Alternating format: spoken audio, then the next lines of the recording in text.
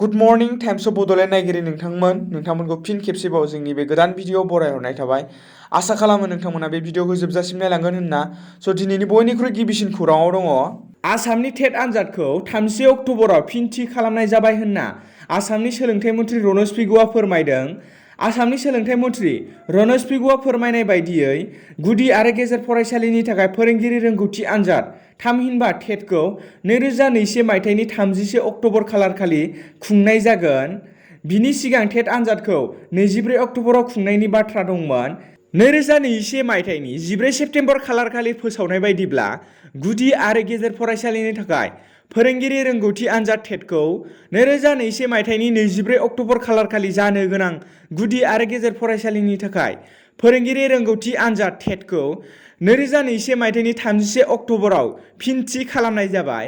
मख'नो गोनांदि आसामनि सोलोंथाइ बिफाननि मन्थ्रि रनज पेगुआ गावनि टुइटार एकाउन्टनि गेजेरजों टुइट खालामनानैबो फोरमायनायखौ जों नुनो मोन्दों। हान्थामेला आयेन सिफायग्राफोरनि हेंथायै हान्थामेला बिफाना गोख्रों थांखि लादों। दुर्गा फुजा समाव जौ लोंनानै एबा गोख्रै गारि मटर सालायनानै रावबो जाथाय जानो गोनां जाया, बिनि थाखाय कामरुप नोगोर जिल्ला हान्थामेलानि बिफाना सांग्रांथि हाबाफारि थांखि लादों। मैया मोनाबिलिनिफ्राय नोगोरनि गुबुन गुबुन जायगानि लामाफोराव सांग्रांथि हाबाफारि लायो कामरुप जिल्ला नोगोरनि हान्थामेला बिफाना। हान्थामेला बिफाननि गाहाय गौतम दासआ फोरमायनाय बायदिब्ला सोरबा गारि सालायग्राया जुदि जौ लोंनानै लामायाव गारि सालायो अब्ला गारि मटर आयेन 185 धारानि गेजेरजों बैसोर बायदि सुबुंनि हेंथायै गोख्रों थांखि लानाय जागोन। जौ फेनानै गारि सालायोब्ला 2,000 रांनि अनगायै दा 10,000 रां जुरिमाना होनांगोन। मख'नो गोनांदि हान्थामेला आयेन सिफायग्रानि हेंथायै सिगांनिख्रुइ 5 गुन बांहोदों नोगोर हान्थामेला बिफाननि मावख'आ।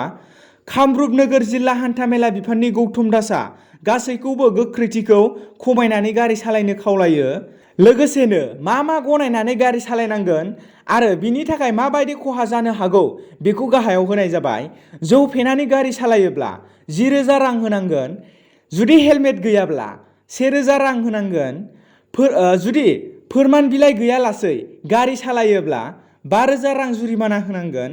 जुदि सीट बेल्ट लायालासे बा सीट बेल्ट लायालासे गारि सालायोब्ला 1,000 रां होनांगोन। बैसो जायालासे गारि सालायोब्ला 5,000 रां होनांगोन।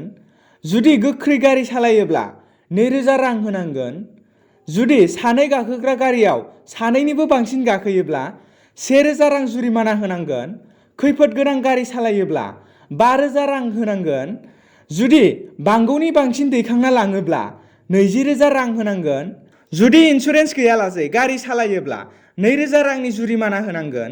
गारि सालायनायाव मबाइल फन बाहायोब्ला 5,000 रां होनांगोन। इमारजेन्सि सिबिथाय गारिनो लामा हेंगाराब्ला 10,000 रां होनांगोन। रायजोआव जिनाहारिनि मोनसे मुगैथाव जाथाय। जिनाहारि खालामनाय समावनो दुखुनांथावै 3 दाननि गोरलै गथ'आ थैयो।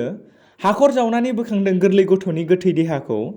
जाथायनि 13 साननि उनावसो मुगैथाव बे खामानिया सोराङाव फैयो। सासे आइजोखौ जिनाहारि खालामनाय समावनो दुखुनांथावै रुंसारि जायो आइजोनि 3 दाननि गोरलै गथ'आ। कामरुप जिल्लानि सयगाव पुलिस थानानि सिङाव थानाय जोबोद गोथौ दिगलबिल गामियाव बे मुगैथाव जाथाया जादों।